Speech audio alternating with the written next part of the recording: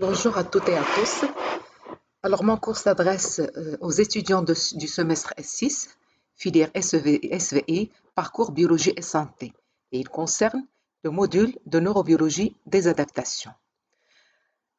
Alors, bien entendu, c'est un cours où on va aborder différents concepts neurobiologiques des adaptations à l'environnement. Alors, pour tout ce qui est concept, tout ce qui est mécanisme, bien sûr, leur mise en évidence ou leur découverte a été possible grâce à l'utilisation de techniques, d'outils techniques qui ont permis justement de mettre en évidence ces aspects fonctionnels, adaptatifs de notre système nerveux et donc de notre organisme.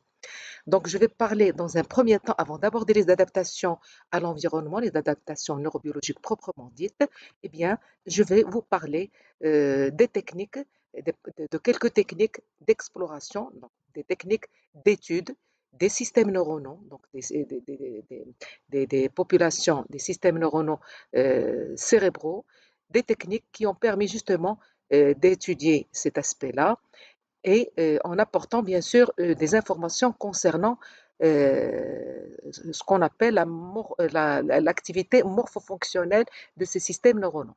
Donc, il s'agira de techniques d'étude ou d'exploration morphofonctionnelle des systèmes neuronaux, c'est-à-dire des techniques qui vont nous permettre d'avoir une information fonctionnelle sur ces systèmes neuronaux en nous basant sur la morphologie de ces populations neuronales. Alors, ces techniques dont je vais parler, ça sera l'immunocytochimie et l'hybridation in situ. Dans une première séquence, je vais parler d'abord de l'immunocytochimie. Alors voilà donc pour cette première séquence. L'immunocytochimie, c'est quoi?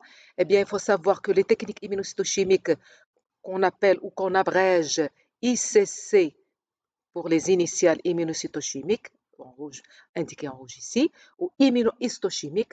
Alors, on peut parler de cytochimie, immunocytochimie lorsqu'on réalise la technique à l'échelle cellulaire, ou on parle d'immunohistochimie lorsqu'on réalise la technique à l'échelle du tissu, donc à l'échelle histologique, immunohistochimique.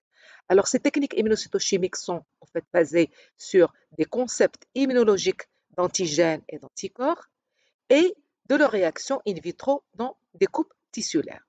Donc, le principe global, c'est de réaliser sur une coupe de tissu, donc qui contient des cellules, peuvent être des cellules nerveuses, des cellules endocrines ou autres.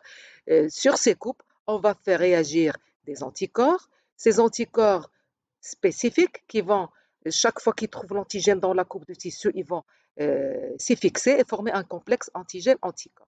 Voilà, donc ce complexe antigène-anticorps, je vais le visualiser et je vais identifier donc la nature chimique du neurone. Quand on dit antigène, ben c'est une molécule, chez une substance, c'est une molécule chimique. Donc, je vais pouvoir identifier la nature chimique d'une cellule dans une coupe de tissu. Alors, quel est l'objectif de cette technique ou de ces techniques, puisqu'il y a différentes variantes de techniques chimiques? Eh bien, ces techniques ont pour objectif de localiser et où, donc localiser, c'est-à-dire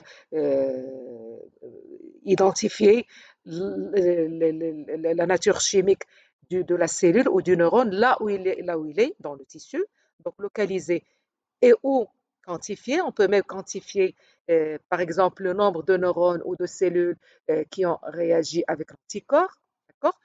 Et bien sûr, cet objectif, ça sera de localiser ou de quantifier sur coupe histologique, et bien entendu, quand on dit sur coupe histologique, donc ça sera fait sous microscope. On va localiser sous microscope divers composés chimiques cellulaires qui sont en fait pour nous les antigènes, qui sont contenus dans des cellules, et ceci suite à leur liaison à un anticorps spécifique contre lequel il est dirigé, Donc, sur une coupe de tissu, je vais faire réagir un anticorps spécifique qu'on aura fabriqué sur la coupe.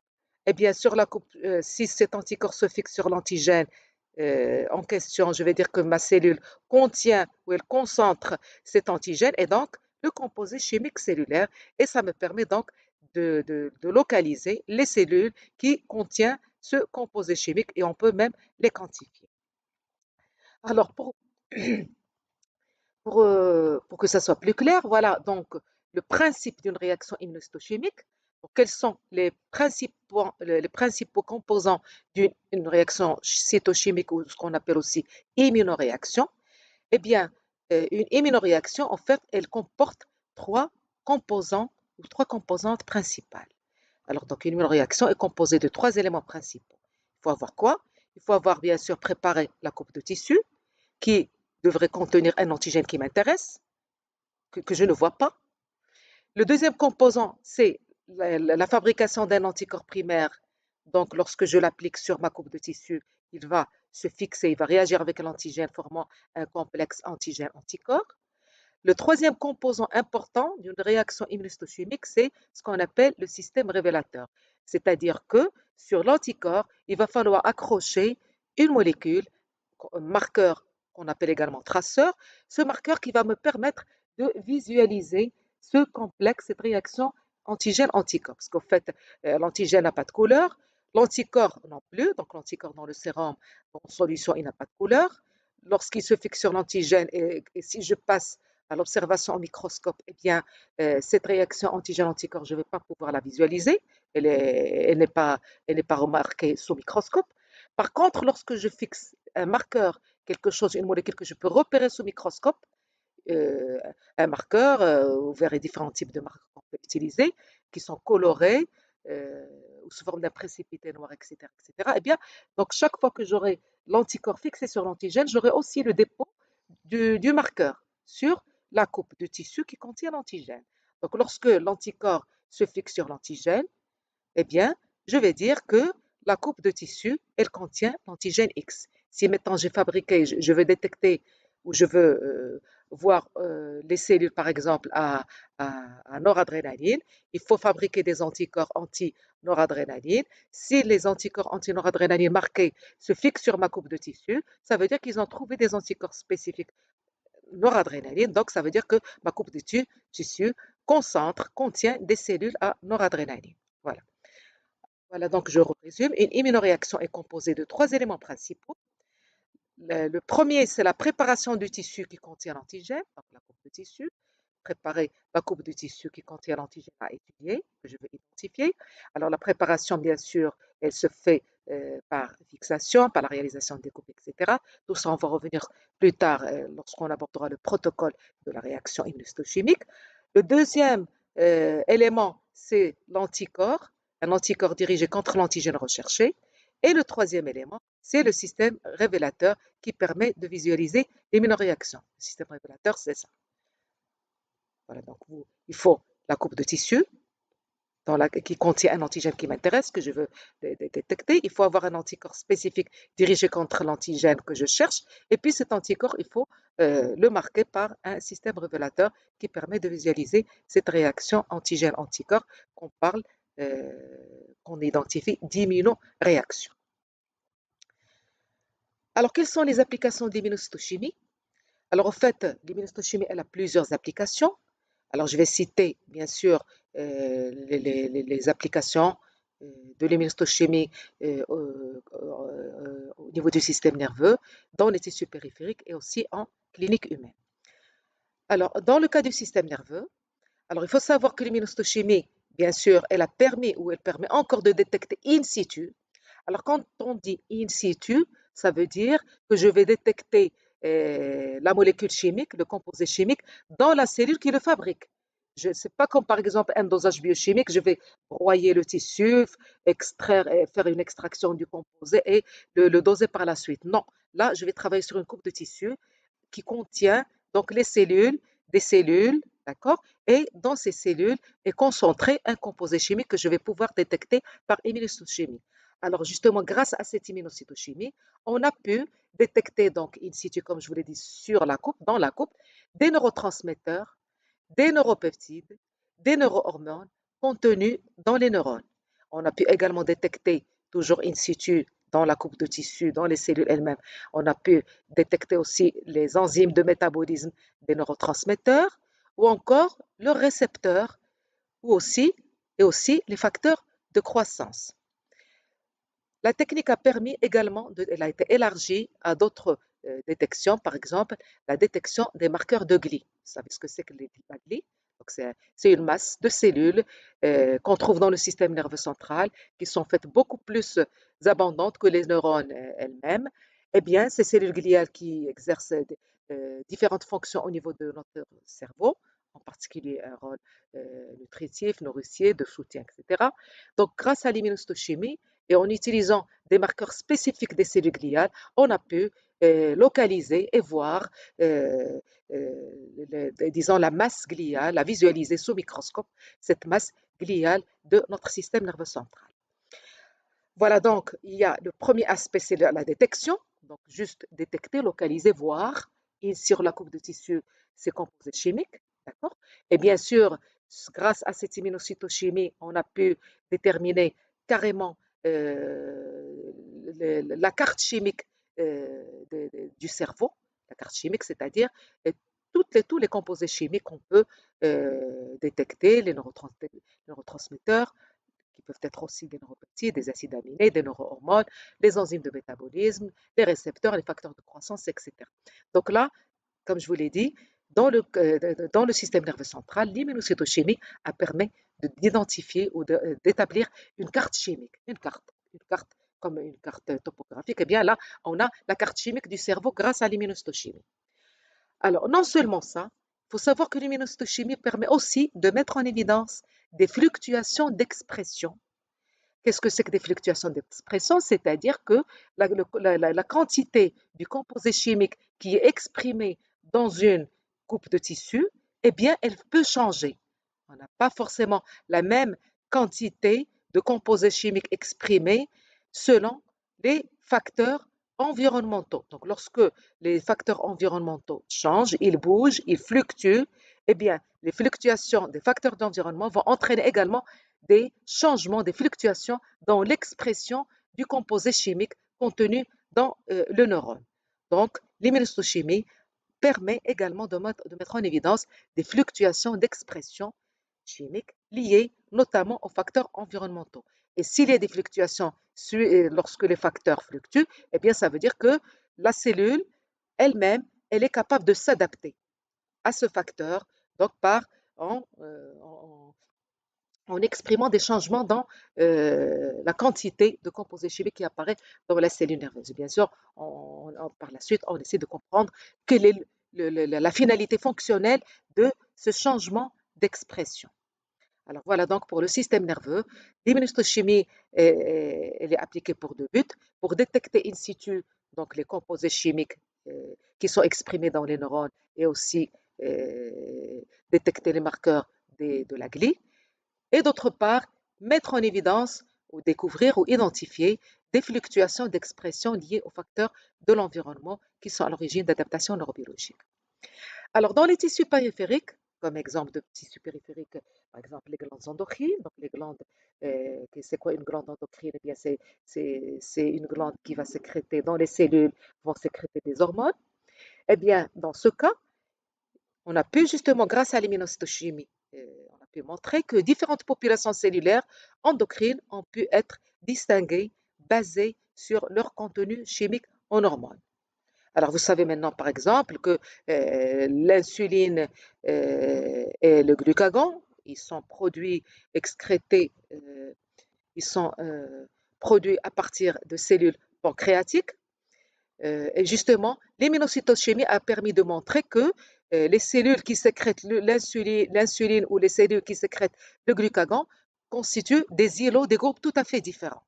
Alors, donc, on a pu montrer, grâce à l'immunocytochimie et en regardant sous microscope et en utilisant des anticorps anti-insuline, on a pu montrer qu'il y a des îlots dits bêta, c'est-à-dire des groupes cellulaires pancréatiques qui sécrètent l'insuline, qui produisent de l'insuline, et d'autres îlots séparés, d'autres îlots pancréatiques qui, eux, on appelle les îlots alpha, qui sécrètent ou qui produisent du glucagon.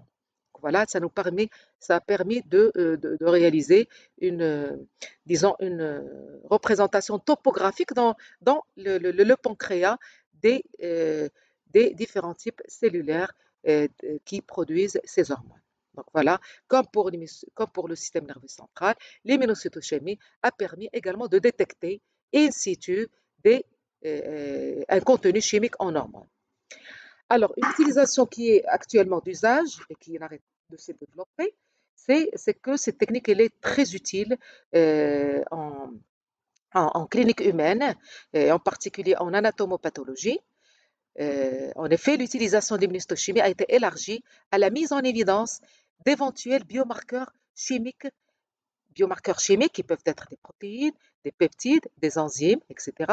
Ces biomarqueurs chimiques qui sont en fait des indicateurs de pathologie. Alors, ça veut dire qu'on dispose actuellement de molécules chimiques, de biomarqueurs chimiques qui peuvent être soit une protéine, un peptide, une enzyme.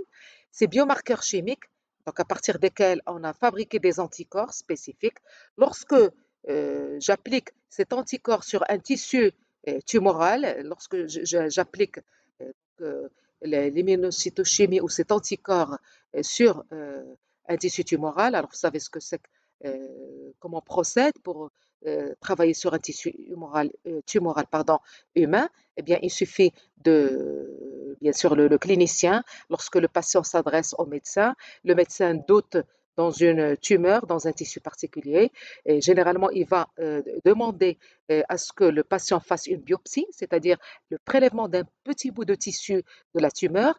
Il l'envoie au laboratoire d'anatomopathologie. Et au laboratoire d'anatomopathologie, ils font l'immunohistochimie en appliquant des anticorps antibiomarqueurs chimiques pour voir justement si les cellules réagissent à ces marqueurs. Alors, s'ils réagissent à plusieurs de ces marqueurs, qui sont en fait des marqueurs de tumeur, eh bien, ça veut dire que le tissu, effectivement, il s'agit d'un tissu qui est tumoral. Donc, l'utilisation de ces techniques est élargie à la mise en évidence d'éventuels biomarqueurs chimiques, indicateurs de pathologie. Et donc, cette technique elle continue à avoir un rôle important à jouer en clinique humaine. Alors, à ce propos, je vous cite ici de petits exemples de marqueurs chimiques qui sont utilisés d'usage courant en anatomopathologie, dans les labos d'anatomopathologie, qui sont la chromogranine A et la synaptophysine, qui sont des marqueurs de tumeurs neuroendocrines. Par exemple, la tumeur prostatique, l'adénocarcinome prostatique. Donc, si le tissu prostatique est tumoral, et sur ce tissu, on fait une réaction immunohistochimique pour détecter, pour visualiser la chromogranine A ou la synaptophysine. Et si ce tissu réagit positivement, c'est-à-dire on arrive à identifier une immunoréaction, eh bien, on peut dire que le tissu prostatique chez ce patient est un tissu tumoral, donc il a bien un cancer. Et bien entendu, on dispose même de biomarqueurs qui vont nous indiquer le stade d'évolution de la tumeur. D'accord. Donc, en fonction de la concentration du biomarqueur chimique dans le tissu, eh bien, on peut, le médecin peut identifier le stade d'évolution du cancer, c'est-à-dire soit un stade précoce, soit un stade intermédiaire, soit un stade avancé dans la tumorgenèse. Alors, quelles sont les bases immunologiques de cette technique immunohistochimique? C'est-à-dire, bien sûr, pour réaliser une réaction immunohistochimique sur une coupe de tissu, qu'est-ce qu'il faut? Il faut disposer de l'anticorps. Donc, il faut fabriquer l'anticorps préalablement. Fabriquer l'anticorps et avec cet anticorps, après, je vais faire la réaction immunocytochimique dont je vais parler pour identifier, pour détecter un composé chimique dont je viens de parler. Alors, bien sûr, comment on fabrique les anticorps? Bien sûr, certainement, vous avez pas mal de données et de connaissances sur les bases immunologiques. Je rappelle juste l'essentiel qu'il faut savoir pour fabriquer un anticorps, juste à titre de rappel. Donc, il faut savoir que, bien sûr, pour fabriquer un anticorps, eh bien, il faut disposer d'abord de la substance antigénique. Donc, déjà, il faut avoir une substance antigénique euh, qu'on a synthétisée auparavant ou alors qu'on a extrait d'une manière naturelle. Donc, des substances antigéniques naturelles ou synthétisées au laboratoire, lorsqu'on connaît la séquence, par exemple, je veux fabriquer des anticorps anti-insuline, qu'est-ce que je fais? Je vais faire synthétiser l'insuline chimiquement, donc je connais la séquence de l'insuline, je connais sa séquence peptidique, eh bien, cette séquence eh bien, je peux la faire fabriquer au laboratoire. Et lorsque je ne connais pas la séquence, on l'extrait à partir de tissus naturellement. Donc, ces substances antigéniques peuvent être soit des macromolécules, c'est-à-dire de grosses molécules, soit des protéines, soit des polysaccharides, comme ça peut être des petites molécules de l'ordre du genre polypeptide, donc un peptide de quelques acides aminés, 3, 4, 5, 7, 8, ou alors des amines, donc une molécule amine qui a une fonction amine, ou alors des acides aminés. Donc là, c'est des petites molécules.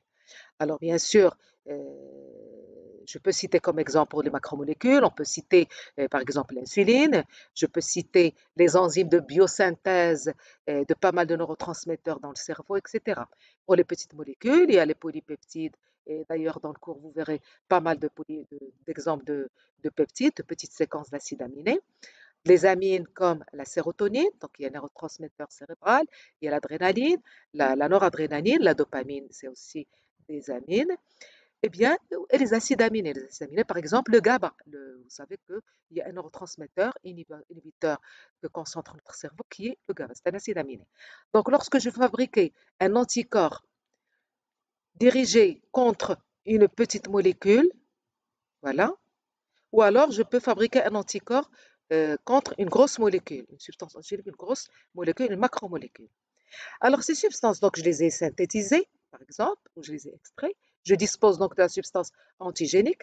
Qu'est-ce que je vais faire de ces substances antigéniques? Eh bien, ces substances, je vais les introduire chez un animal receveur. Alors, l'animal receveur, l'animal hôte, qui va lui me fabriquer des anticorps. Donc, ces substances antigéniques qui, après introduction chez un animal hôte, vont donner lieu à la formation d'anticorps spécifiques de ces antigènes. On parle alors d'immunogénicité. Elles sont caractérisées, ces substances antigéniques sont caractérisées bien sûr par leur spécificité à se combiner, à se fixer à cet anticorps qui a été formé. Donc, mettons, je répète, je veux fabriquer un anticorps anti-sérotonine, un neurotransmetteur dans le cerveau. Pour faire fabriquer des anticorps anti-sérotonine, qu'est-ce que je vais faire? Je vais prendre de la sérotonine asynthétique, qui est l'antigène, d'accord? Cette sérotonine, je vais l'injecter chez un animal hôte, donc celui qui va être sensible à cette molécule. Alors, bien sûr, en faisant des injections d'une manière répétitive chez l'animal hôte, l'animal va finir par fabriquer des anticorps anti-sérotonine, d'accord? Et bien sûr, ces anticorps, cette sérotonine, bien sûr, elle est capable de se fixer spécifiquement et à se combiner à l'anticorps qui a été formé. C'est quelque chose, donc c'est une réaction immunologique spécifique. Et l'anticorps formé, il est capable de se fixer d'une manière spécifique à l'antigène de départ, pour lequel, donc, qui a servi pour l'immunisation de l'animal. Alors, qu'est-ce que c'est que ces anticorps? Vous le savez peut-être mieux que moi. Les anticorps, bien sûr, sur le plan structural, c'est ça, chimique. Les anticorps, en fait, c'est ce qu'on appelle des immunoglobulines, des IG, qui sont formés de 4 chaînes polypeptidiques, 1, 2, 3 et 4. 4 chaînes polypeptidiques qui sont reliées entre elles par des ponts disulfures. Alors, vous pouvez voir des petites chaînes courtes qui sont ce qu'on appelle les chaînes légères, désignées par grand L, c'est-à-dire les chaînes légères en anglais, on dit light. Et puis, les chaînes longues qui sont lourdes, alors ils sont désignés par la lettre H, c'est-à-dire la chaîne est EV. Lourd en anglais, ça veut dire EV, ça veut dire lourd. Donc, la chaîne H et la chaîne L. Voilà 4 chaînes polypeptidiques qui sont organisées donc sous forme d'un Y, avec les 2 ailes du Y, et la partie ici. Alors, les 2 ailes de l'Y constituent ce qu'on appelle la fraction variable de l'anticorps, de l'immunoglobuline. On parle de fragments FAB, donc 2 fragments, les 2 fragments-là, 2 fragments FAB, d'accord? Et un fragment, l'autre fragment de l'Y, ce qu'on appelle le fragment FC, c'est-à-dire la fraction constante de l'immunoglobuline qui est caractéristique de l'espèce. Donc, les anticorps chez une espèce, ils auront tous la même fraction constante. Par contre, les fractions qui vont varier, c'est les fragments FAB. Pourquoi? Parce que c'est eux qui comportent le site spécifique de liaison de l'antigène. Bien sûr, chaque anticorps va disposer d'un site spécifique de son antigène respectif. Alors, donc, les anticorps sont des immunoglobulines formées de parties variables spécifiques de l'antigène en question et d'une partie constante. Les immunoglobulines ont une forme en Y, deux fragments FAB, un fragment FC, comme je viens de le décrire. Une IG, c'est quoi? C'est 4 chaînes polypeptidiques HCl, reliées entre elles par des ponts de sulfure et qui disposent d'un ou de plusieurs sites de liaison pour l'antigène spécifique. Il peut y avoir un ou plusieurs sites de liaison pour un antigène spécifique. Alors, notez bien que, en fait, les différents types d'immunoglobulines, donc en fait, dans notre organisme, dans notre sang, on dispose de différents types d'immunoglobulines. Alors, c'est des immunoglobulines qui se caractérisent par des différences de leur chaîne lourde, les chaînes H. Donc, cette chaîne lourde qui est plus ou moins longue selon les types d'IG. Et en fait, ces différents types d'immunoglobulines, elles vont se retrouver dans des proportions particulières. Alors, il faut savoir qu'il y a différents types d'immunoglobulines. Donc, il y a les IgG, les IgA, les IgD, etc. Et ce sont les IgG, les immunoglobulines G, qui sont majoritaires. Donc, ils représentent 75% de l'ensemble des IgG, dont on dispose. Donc, ce sont en fait les principales immunoglobulines de la réponse immunitaire. Alors, on trouve ce qu'on appelle aussi les IgA, à la proportion de 15%, les IgD 1%, IgE inférieur à 1%, et puis enfin, il reste des immunoglobulines qui sont inclassables. Mais la majorité, il faut savoir que les IgG, la majorité des immunoglobulines sont sous forme d'IgG. C'est pour ça que par abus de langage, lorsqu'on parle des anticorps, on parle d'IgG. Alors, qu'est-ce que c'est qu'un antisérum? Eh bien, un antisérum, c'est un sérum qu'on recueille à partir d'un animal qu'on a immunisé contre un antigène. Donc, on parle d'un antisérum ou un sérum humain. D'accord? Alors, sérum humain ou sérum ou antisérum, ça veut dire on a prélevé le sérum d'un animal qui a le sérum d'un animal qui a subi une immunisation, c'est-à-dire chez lequel on a injecté l'antigène qu'on avait synthétisé auparavant. Alors, cet antisérum ou sérum humain, il contient bien entendu des anticorps puisque on a injecté les antigènes chez l'animal hôte. Alors, ces anticorps, on peut disons, fabriquer deux types d'anticorps. Il y a ce qu'on appelle les anticorps polyclonaux et il y a les anticorps monoclonaux.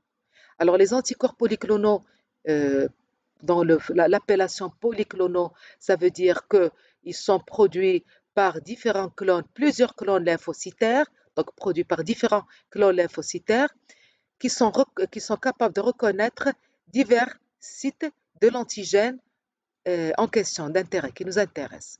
Alors voilà l'antigène. Lorsque j'ai un sérum qui contient des anticorps polyclonaux, eh bien j'aurai en fait différents types d'anticorps qui sont capables de reconnaître le même antigène puisqu'ils ont été fabriqués chez l'animal alors qu'on l'a immunisé avec un seul antigène. D'accord? Donc, lorsque la réaction immunitaire chez l'animal est activée, ça veut dire que les différents types de lymphocytes se sont multipliés, ils se sont mis à travailler et à fabriquer, produire et à excréter des anticorps. Et ces anticorps, donc chacun, anticorps 1, 2, 3, chacun est issu d'un lymphocyte, d'un clone lymphocytaire, mais qui sont tous capables de reconnaître le même antigène, mais à des sites de liaison différents qu'on appelle épitopes. Donc là, vous voyez, j'ai l'épitope 1, 2 et 3. Par contre, les anticorps monoclonaux, monoclonaux, vous avez donc compris, polyclonaux, ils sont issus de plusieurs clones lymphocytaires, donc ils ne sont pas forcément tous identiques, mais ils sont capables de reconnaître le même antigène en s'y fixant à différents sites de liaison. Par contre, les anticorps monoclonaux, ils sont fabriqués par un seul clone de lymphocyte B. Alors, bien sûr, on les fabrique chez des petits animaux, en l'occurrence la souris. Par contre, les anticorps polyclonaux, On les fabrique chez des animaux assez gros, chez le lapin par exemple, la chèvre ou le mouton. Donc l'antisérum, il va contenir en fait euh, tous ces anticorps. Donc ça sera un mélange d'anticorps qui sont des anticorps polyclonaux. Les anticorps monoclonaux, eux, comme je viens de vous le dire, ils sont fabriqués chez une petite espèce animale qui est la souris. On les fabrique en s'aidant à l'aide des cultures cellulaires. Et donc, ils sont tous identiques puisqu'ils sont issus d'un seul clone lymphocytaire. Donc, on va sélectionner un seul lymphocyte B qui va me produire la même immunoglobuline, le même anticorps, donc l'anticorps identique, et le même anticorps, donc il se fixe d'une manière spécifique sur un seul épitope. Il se fixe sur un seul épitope. Donc, ils sont tous identiques et reconnaissent un seul épitope. Et bien entendu, l'antisérum contient donc un seul anticorps. Donc là, j'aurai un mélange d'anticorps et là, j'aurai un seul anticorps issu d'un lymphocyte. Et là, ils sont issus de plusieurs lymphocytes. Alors, les anticorps monoclonaux, justement, puisqu'ils sont capables de reconnaître le même site, ils sont très spécifiques. Mais par contre, leur inconvénient, c'est qu'ils sont peu sensibles. C'est-à-dire, pour qu'ils me donnent une bonne immunoréaction sur une coupe de tissu, il faut que j'utilise une plus forte concentration par rapport aux anticorps polyclonaux. Les anticorps polyclonaux, vous voyez que sur le même antigène, plusieurs anticorps marqués peuvent se fixer et là, je vais avoir une réaction assez ample sous microscope. Là, c'est moins évident puisqu'il faut beaucoup d'anticorps euh, pour avoir une réaction vraiment bien colorée, bien appréciable sous microscope. Donc ceux-là sont très spécifiques mais peu sensibles. Les anticorps polyclonaux sont moins spécifiques, mais par contre, ils sont beaucoup plus sensibles, c'est-à-dire il suffit d'utiliser des concentrations très faibles d'anticorps pour avoir une bonne immunoréaction. Alors, donc, pour préparer ces anticorps, en l'occurrence, d'abord les anticorps polyclonaux. Alors, vous voyez ici euh, la personne qui est en train de faire son immunisation de l'animal dans une animalerie. Vous voyez des cages où il y a des animaux. Bon, on a dit que les anticorps polyclonaux, on a souvent recours aux lapins pour les fabriquer. Donc, vous voyez, la personne est en train d'injecter euh, la solution d'antigène. Il l'injecte où? Il va l'injecter par voie veineuse dans une veine qui traverse l'oreille du lapin, puisque c'est une veine qui est assez large et confortable d'accès. Donc, il peut facilement introduire sa seringue et injecter la solution. Alors, mais au fait, qu'est-ce qu'il va injecter? Donc, bien sûr, on a dit, il faut injecter l'antigène et l'animal va réagir à cet antigène en fabriquant des anticorps. Alors, mais en fait, il ne va pas injecter que l'antigène, il va injecter ce qu'on appelle un immunogène. Vous voyez ici un flacon qui contient ce qu'on appelle un immunogène. Alors, qu'est-ce qu'on trouve dans cet immunogène?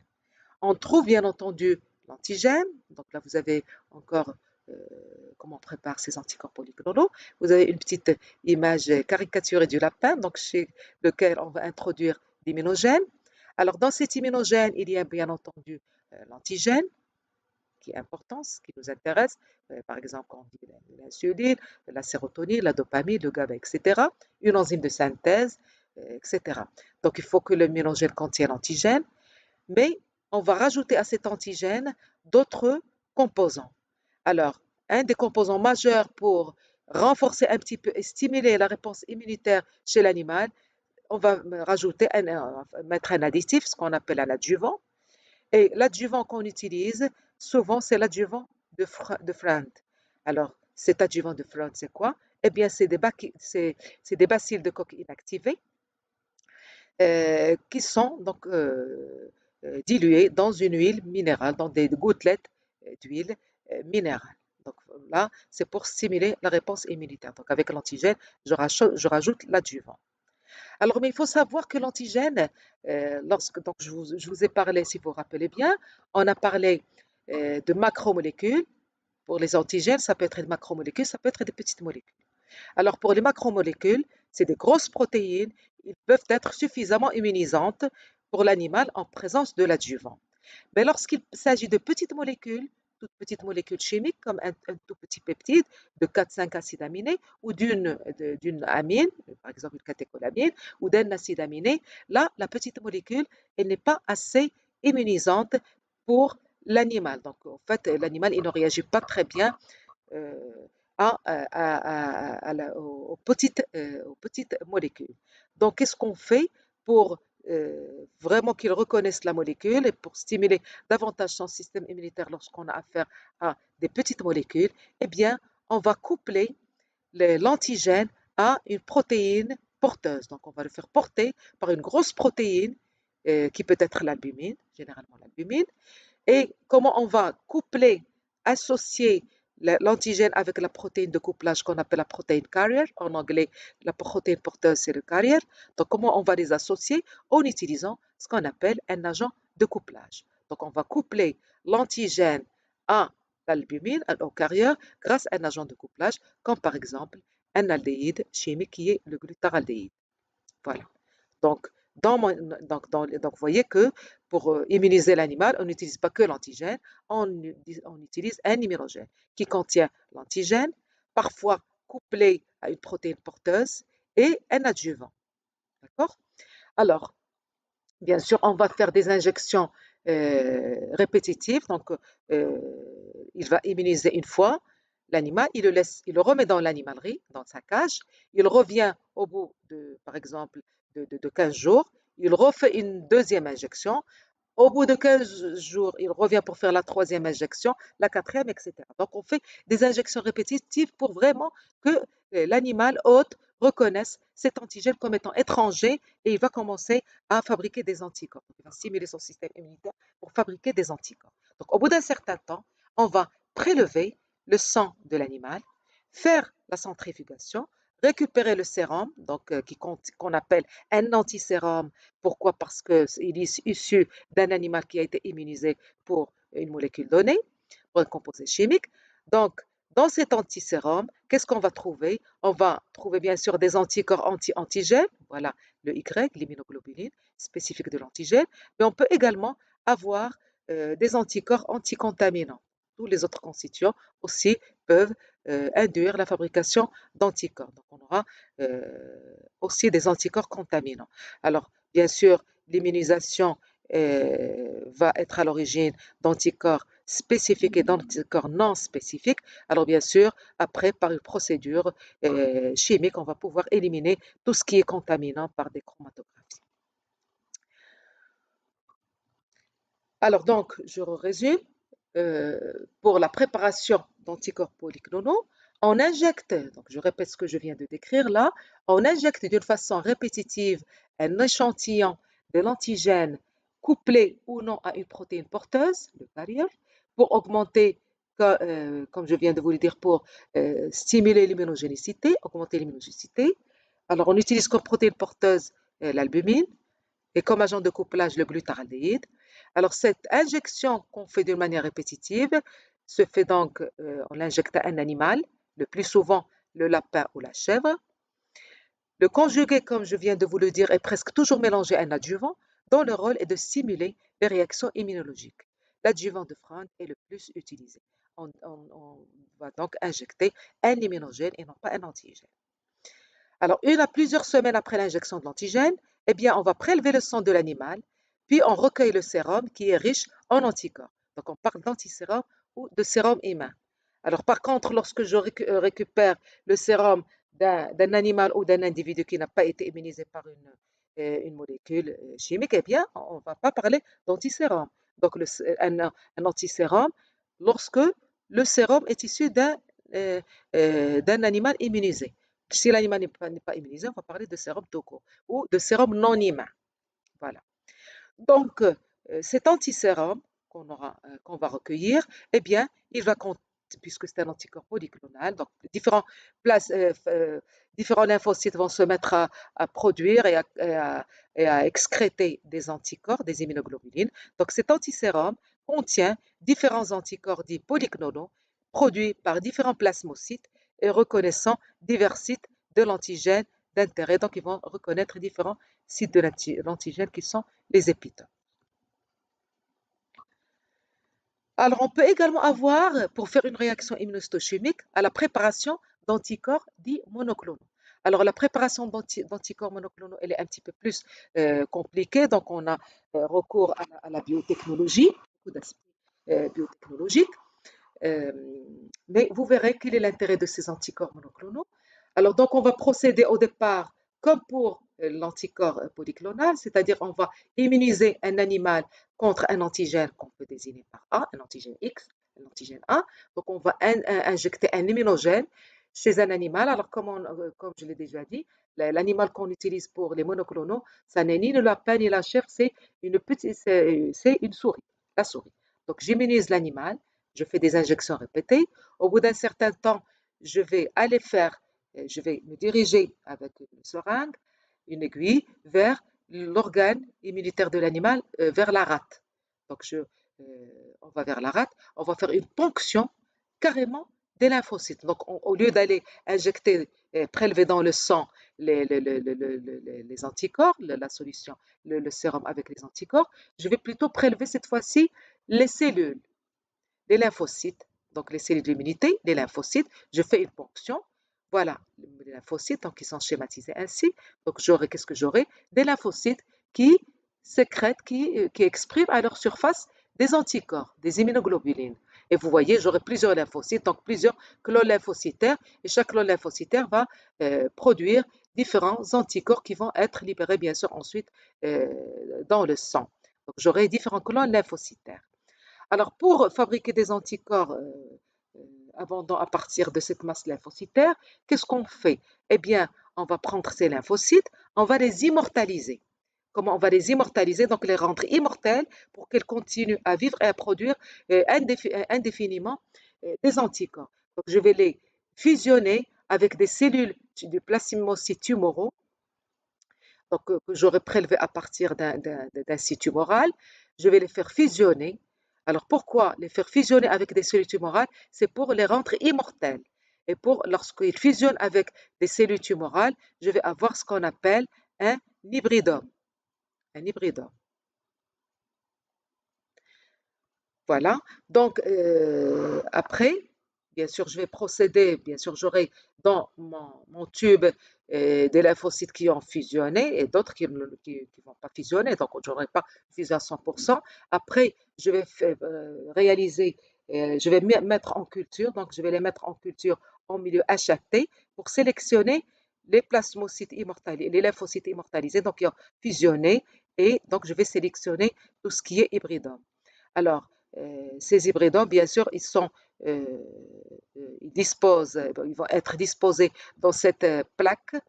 Vous voyez, vous avez une plaque, ce milieu de culture qui a une plaque avec des micro-puits et la dilution, elle est réalisée de manière à ce que chaque micro-puits contient un seul hybridome. Voilà. Donc, les hybridomes, je les mets dans ce milieu de culture, je vais les sélectionner, les séparer de manière à ce que j'ai un seul, vous voyez là, un seul hybridome. Donc, chaque puits que vous voyez blanc, il y a un seul hybridome. Alors, qui dit un hybridome dit un seul lymphocyte, c'est-à-dire un seul clone lymphocytaire. Donc, après, on va pouvoir aller prélever un seul clone, un seul hybridome, on va le mettre en culture pour le multiplier. Donc, soit je réalise une culture in vitro, d'accord, dans des, des boîtes de pétri, ou alors je peux faire une multiplication in vivo, donc dans l'intestin de la souris. Et là, c'est pour multiplier les hybridomes. Donc, j'aurai là un hybridome, donc un clone lymphocytaire que je vais multiplier. Et lorsque je les multiplie, je multiplie également les anticorps qui sont portés par ces lymphocytes. Donc, j'aurai une forte concentration, donc comment dirais-je, une sécrétion, une sécrétion plutôt d'anticorps qui sont issus du même lymphocyte, du même hybridome. D'accord? Donc là, je peux utiliser cette solution d'anticorps monoclonaux pour réaliser ma réaction immunochimique dont je vais parler par la suite. Voilà. Donc ça, ce qu'on appelle la technique de l'hybridome. D'ailleurs, cette technique de l'hybridome que je résume ici. Donc le principe de la technique consiste pour la préparation d'anticorps monoclonaux consiste à immortaliser les lymphocytes en les fusionnant avec des cellules cancéreuses immortelles. Vous voyez, donc étape 1, d'abord j'immunise la souris. Ensuite, l'étape 2, je prélève les lymphocytes qui sont porteurs d'anticorps. Ensuite, je fais fusionner ces lymphocytes avec des cellules tumorales issues par exemple de la moelle osseuse. Après, j'aurai la réalisation, j'aurai l'apparition ou la formation de lymphocytes immortels, donc ils vont être fonctionnels tout le temps qu'on le souhaite. Ces lymphocytes immortalisés, après je vais les mettre en culture, d'accord? Et en les mettant en culture, eh bien, je vais multiplier l'hybridome, le lymphocyte immortalisé, et je multiplie également les anticorps qui sont à la surface. Bien sûr, la culture, on a dit, on la réalise soit in vitro, soit in vivo dans l'intestin de l'animal. Et donc là, j'aurai une forte production d'anticorps qui sont issus du même lymphocyte, donc du même clone lymphocytaire. D'accord? Donc là, on parle d'anticorps monoclonaux. Alors, bien entendu, ici, ça reprend ce que je viens de dire. Les hybridomes remis en culture dans une plaque à puits, à une dilution moyenne d'une seule cellule par puits. Ensuite, le puits produisant le bon anticorps est recherché et peut alors être mis en culture en volume plus important. Il va donc me synthétiser éternellement l'anticorps. Donc là, je peux les conserver dans un congélateur à moins 80, les lymphocytes, et à chaque fois que je veux que ça me produise des anticorps, je les sors et après je sors quelques hybridomes et je fais ma culture et je produis les anticorps monoclonaux. Et donc la multiplication in vitro, culture, ou in vivo chez l'animal de ces clones permet d'obtenir une quantité en théorie illimitée d'immunoglobulines qui sont toutes identiques. Voilà. Alors, je résume encore ce que je viens de dire. Donc, il faut savoir que les anticorps monoclonaux sont le produit d'une fusion entre un lymphocyte B et une cellule cancéreuse, par exemple la plasmocyte tumorale, issue de la moelle osseuse, qu'on appelle le myélome. Ces anticorps monoclonaux sont fabriqués par un seul clone de lymphocyte B, donc ils sont tous identiques et reconnaissent un seul épitope. Ils gagnent donc en précision, puisqu'on a dit qu'ils sont spécifiques, ils gagnent donc en précision, ce qu'ils perdent en sensibilité. Et par conséquent, ils sont très spécifiques, mais peu sensibles, contrairement aux anticorps polyclonaux qui sont moins spécifiques, mais qui sont beaucoup plus sensibles, c'est-à-dire on se sert d'une concentration, on les utilise à des faibles concentrations, alors que les monoclonaux, il faut les utiliser à des concentrations plus fortes. Donc, ça veut dire qu'il faut beaucoup plus de produits à utiliser. Et en plus, ils sont très, très chers pour leur achat ou leur fabrication.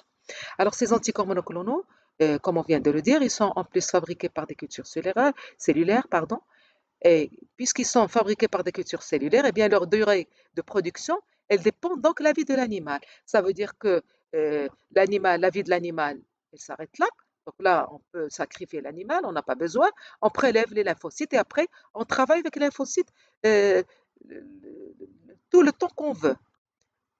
Par contre, pour l'anticorps polyclonal, si vous vous rappelez bien, eh bien, on a besoin que l'animal reste vivant parce qu'à chaque fois, on prélève de son sérum pour avoir les anticorps polyclonaux, le sérum polyclonal, antisérum polyclonal.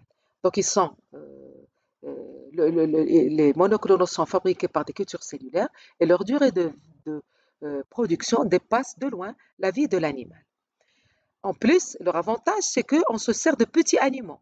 Donc, des petits animaux sont utilisés, tels que les souris, pour donner naissance aux lymphocytes. D'accord? Ce qui permet de tester un grand nombre d'anticorps pour trouver le bon. Donc, je peux, par exemple, immuniser plusieurs souris. La souris, ça coûte 3 fois rien. Alors que le lapin ou la chèvre qui produisent les anticorps polyclonaux, ça coûte beaucoup plus cher. Vous voyez, donc, déjà, l'animal de départ pour la fabrication des anticorps polyclonaux et monoclonaux, bien sûr, ça n'est pas le même et donc le coût n'est pas le même. Alors, pour finir donc avec cette notion d'anticorps polyclonaux et monoclonaux, là je reprends ce que je viens de dire pour insister, pour que ça soit clair dans vos esprits. qu'est-ce qu'on a dit? On a dit que un antisérum polyclonal, donc c'est un antisérum qui contient des anticorps polyclonaux, eh bien, ce sérum, il contient un mélange d'anticorps, on a dit issus de différents clones lymphocytaires, alors que pour les anticorps monoclonaux, donc dans une solution, on va trouver un seul anticorps, un seul type d'anticorps issu d'un seul clone lymphocytaire. Alors ici, bien sûr, ces anticorps, ils vont reconnaître l'antigène à différents épitopes. Donc j'aurai les anticorps polyclonaux, ils vont pouvoir se fixer sur l'antigène à différents sites de liaison, différents épitopes. Donc l'antigène reconnu par plusieurs épitopes, alors que pour les monoclonaux, l'antigène, il est reconnu par un seul épitope. Donc une spécificité très étroite. D'accord? Alors, je m'arrête ici donc pour cette première séquence et dans la deuxième séquence, on parlera de, justement du protocole d'immunocytochimie proprement dit, maintenant que vous avez les bases immunologiques qui précèdent.